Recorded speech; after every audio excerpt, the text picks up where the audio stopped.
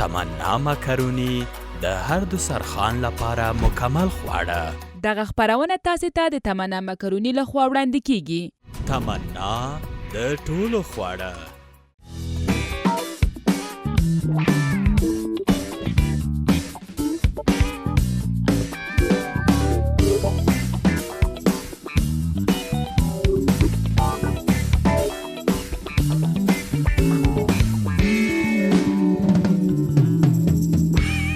سلام و عرض ادب خدمت شما عزیزان و علاقمندان برنامه آشپزی. خدا کنه که جور و صحتمند باشید. دوستای عزیز، امروز می‌خواهیم که ساندویچ داشی براتون آماده بسازیم. که ساندویچ با کدام شکل آماده می‌سازیم، که داخل داش با از کدام مواد استفاده می‌کنیم. شما هم بیننده برنامه ما باشه و یگانه مهم چیزی که است، مواد لازمه را کسایی که می‌خواهند که به این شکل یک غذا آماده بسازن، مواد لازمه را یادداشت بگیرن.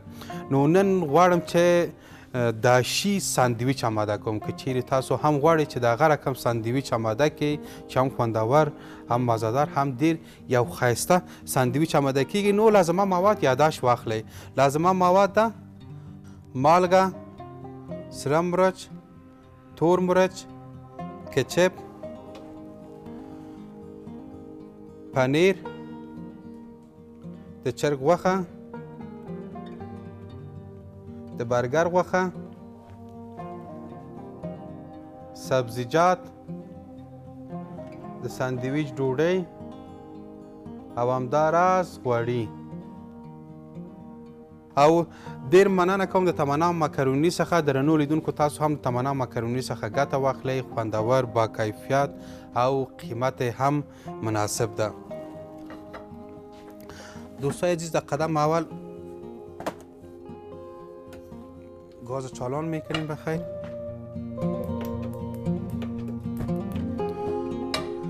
گاز چالان میکنیم دوستای عزیز.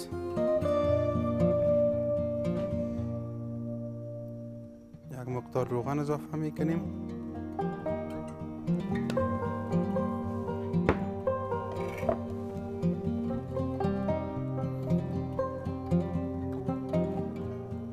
گوشت برگر هم میتونیم که به شکل خام داخل ساندویچ استفاده کنیم، هم میتونیم که یک کمک سرخش کنیم. بسیار زیاد نیم که یک اندازه که سرخ کنیم هم گوشت هم خوب مزهدار هم میشه.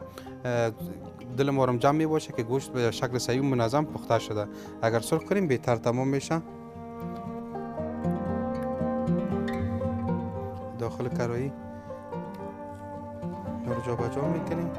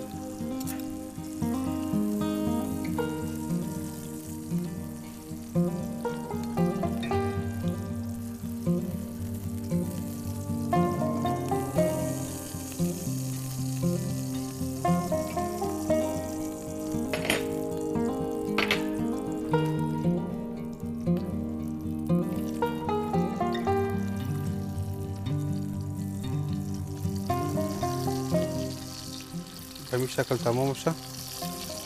سرخ میکنیم. دو تا که دیگهش مونده ایرم چالان سرخ میکنیم. تا زمانی که سرخ میشه یک دانه پیاز ضرورت داریم.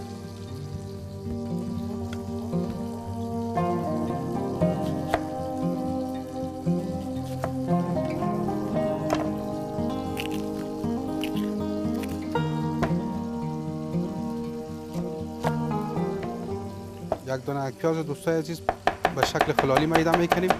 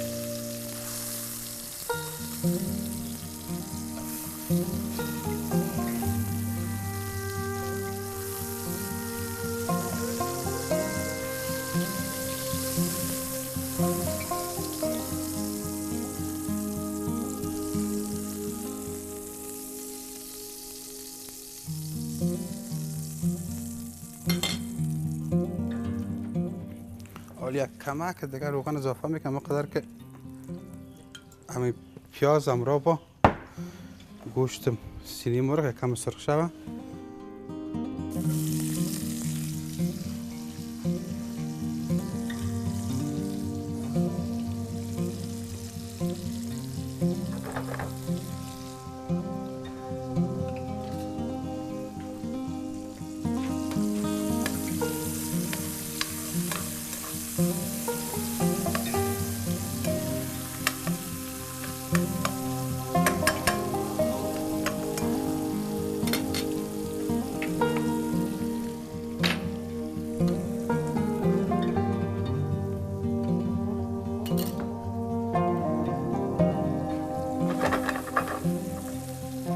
پیاز آشتا سرخ میشه دوستای عزیز. حالا گوشت سینه مرغ قدر زیاد کار نداریم، یک تو تک که باشه کفایت میکنه.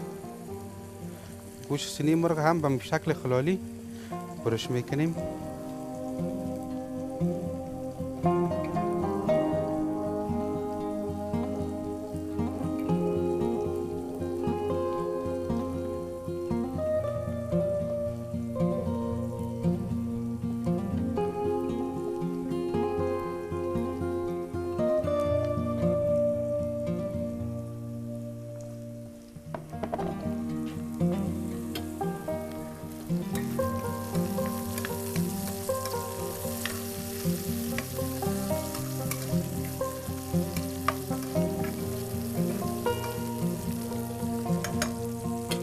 کله چې پیاز یو اندازه آماده سو، یعنی دیر باید سره نسی، اوس د چرګ غوښه باید اضافه کوم.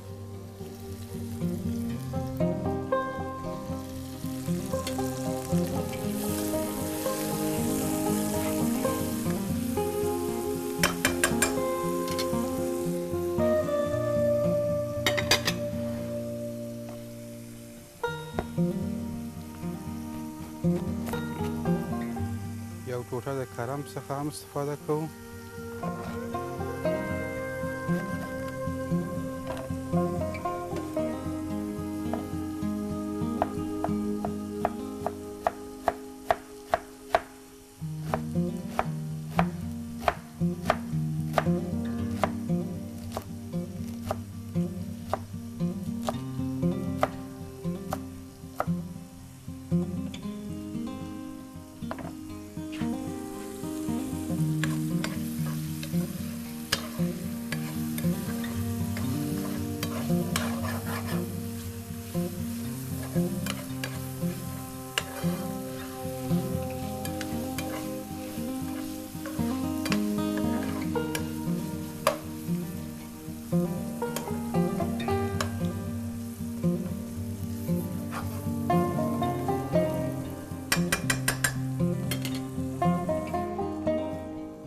یو اندازه د چرګ غوښه سره سو، اوس کرم باید پکې اضافه کړو.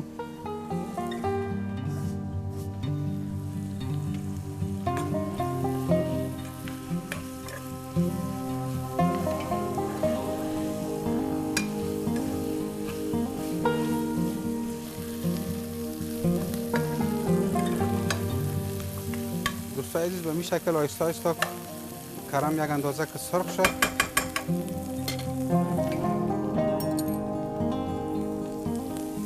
یک اندازه مسالجات و نمک اضافه میکنیم. نمک، مالگه می اضافه کنیم، ده هم تور مرچ او ده هم لگ سور مرچ.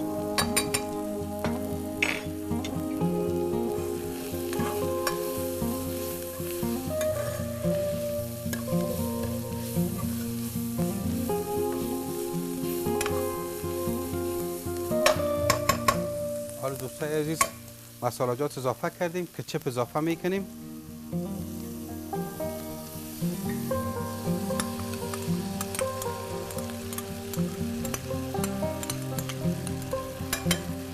کچپ اضافه کردیم دیگه گاز خاموش میکنیم. نمیخوایم که بسیار زیادی رو سرخ کنیم، یک ذره کم تو آبدار باشه به خاطر از اینکه نان ساندویچ وقتی داخل داش میمونیم که یک مقدار آبدار باشه خود زود خشک نمیکنه. اگر زیاد خود خشک کنه و نان ساندویچ خود قاق کنه بازمون اندازه که میخوایم که غذایمون مزه‌دار آماده شود باز نمیشه. به اون لحاظ میخوایم که یک ذره کم تو آبدار باشه.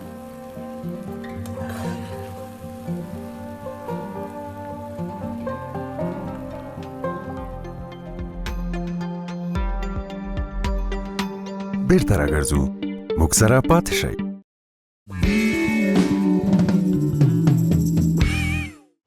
دوستای عزیز داش چالان میکنیم.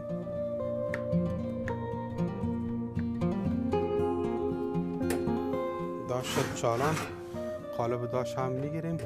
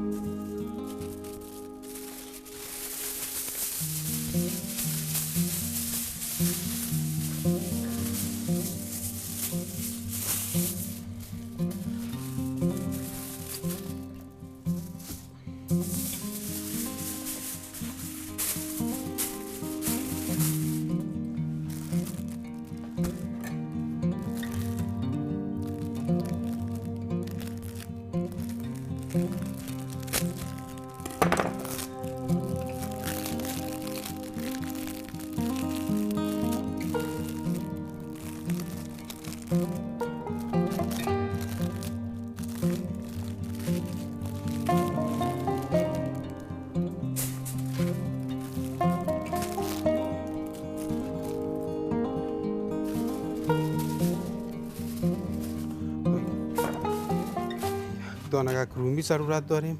1 الی 2 دانه رومی رو باید قاش کنیم. این آماده بانیم.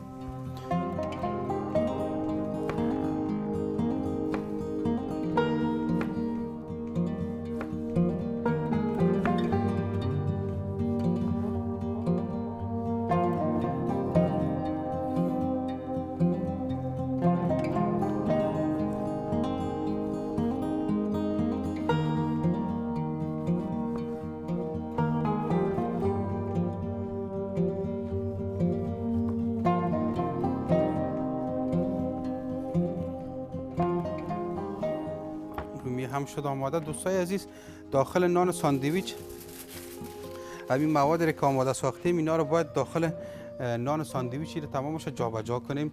اگر گوشت برگر به می اندازه اگر خردتر بود خوب، اگر نه که یک اندازه کلانتر بود میتونی که از بین نیره نصف کنیم.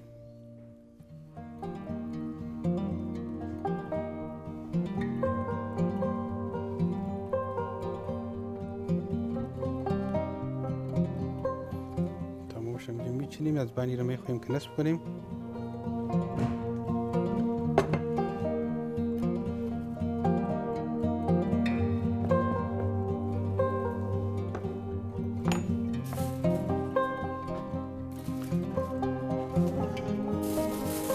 مواد مالیستیک‌تر بیارم.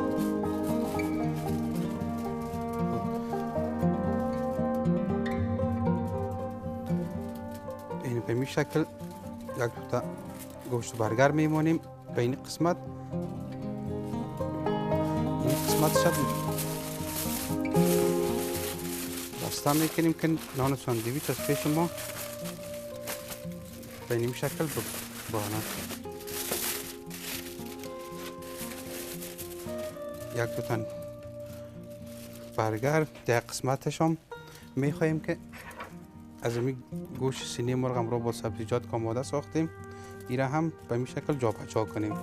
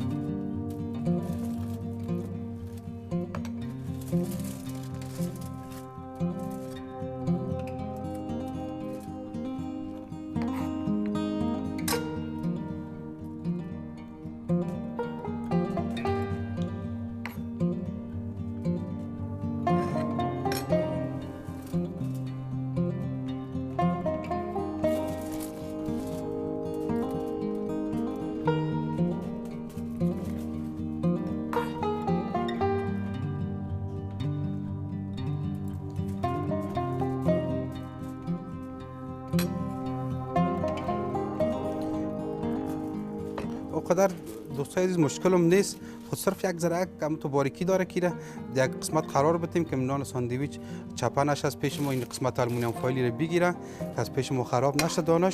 دیگه به این شکل میتونیم به بسیار راحتی را آماده بسازیم. یک خانهش از گوشت مرغ با سبزیجات، یک تو تا یک رومیام که بانیم، یک ذره کم تو دیزاینش هم تو خوب یک دیزاین خوب بر خود میگیره.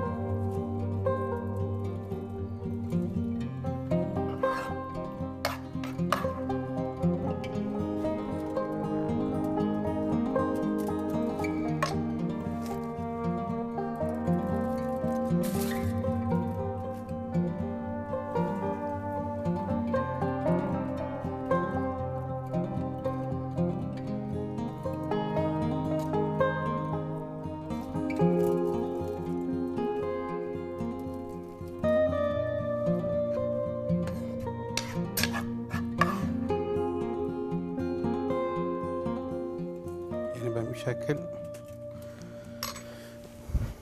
یک تو تا یک گوشت چیزم که بانیم گوشت برگر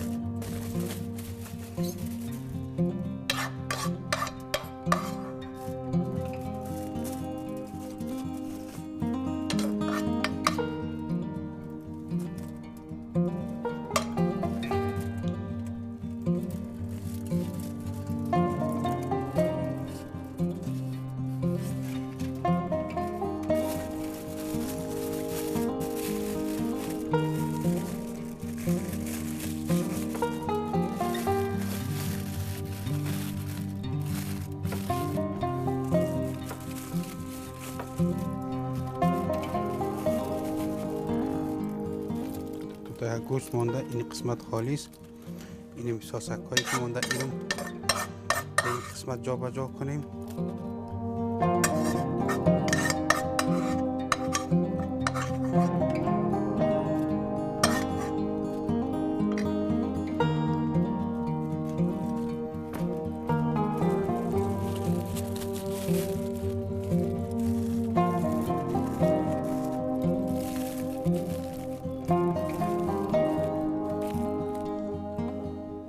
خب یک توته گوشت مونده ایرم یک جای باید جا به جا کنیم. چرا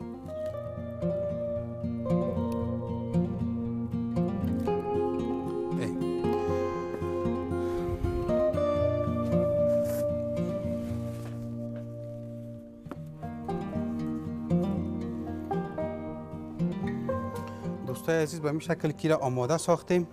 حالا از پنیر پیتزا یا پنیر موزارلا بالاش اضافه میکنیم.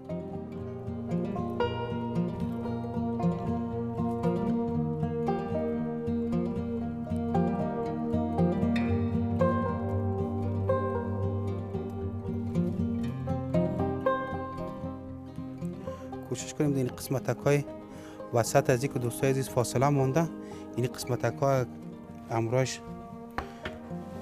این قسمت‌ها رو با پنیر اگر پر بسازیم بسیار دیگه یک چیز خوب انشالله آماده میشه.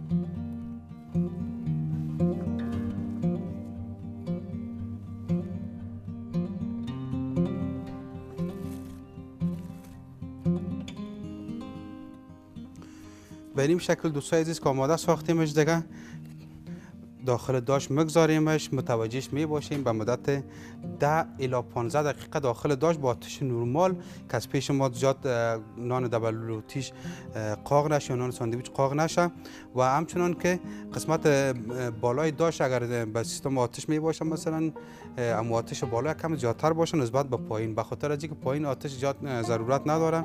اگر آتش قسمت پایین داش تیز باشه قسمت پایین از پیش ما می سوزه. قسمت بالای داش آتش کم زیادتر باشه به خاطر از اینکه پنیرش به شکل صحیح و منظم سرخ شود. حالا داخل داشی را قرار میدیم.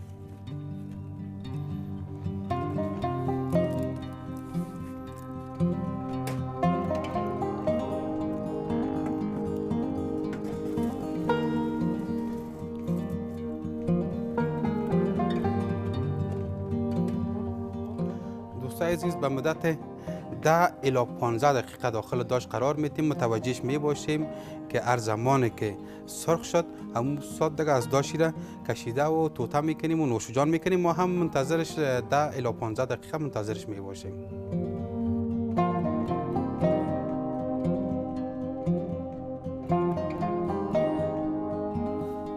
دوستای عزیز حالا میریم داش خاموش میکنیم. انشالله ساندویچ داشی آماده است.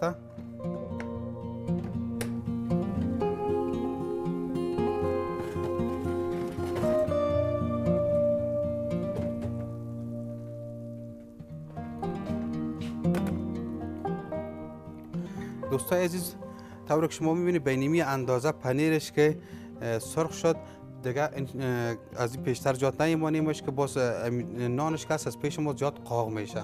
با اون لحاظ این نیمی اندازه که سرخ شد انشالله کفایت میکنه دیگه ساندویچ داشی انشالله که آماده است.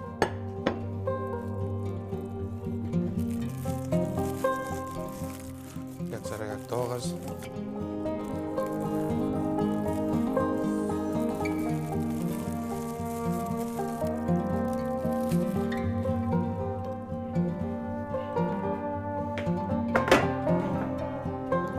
شما میتونین که ایرم توته کنین و یک کمک مزهش ببینم دوستای عزیز که شما رو نشان بدم که همون پنیر یاش هم به شکل صحیح و منظم انشالله پخته شده. شما هم به این شکل دوستای عزیز آماده بسازین و نوش جان کنین. به خاطر از این نوش جان نکردم که امو یگان چیز که آدم میخوره باز دیگه کس که اگه ببینه دلش شومش به اون لحاظ من نوش جان نکردم. شما هم به این شکل آماده بسازین نوش جان کنین. امیدوار هستم که غذایی که امروز آماده ساختیم مورد علاقتون قرار گرفته باشه و تشکری میکنیم از مکرونی تمنا به خاطر اسپانسر برنامه ما. دوستای عزیز شما هم از مکرونی تمنا استفاده کنید و تشکری از شرکت عزت افغان به خاطر ساخت چنین مکرونی با کیفیت و همچنان قیمت مناسب. این بود برنامه امروز ما. خدا کنه که مورد علاقتون قرار گرفته باشه. تا برنامه بعد خداحافظ و نگهدار.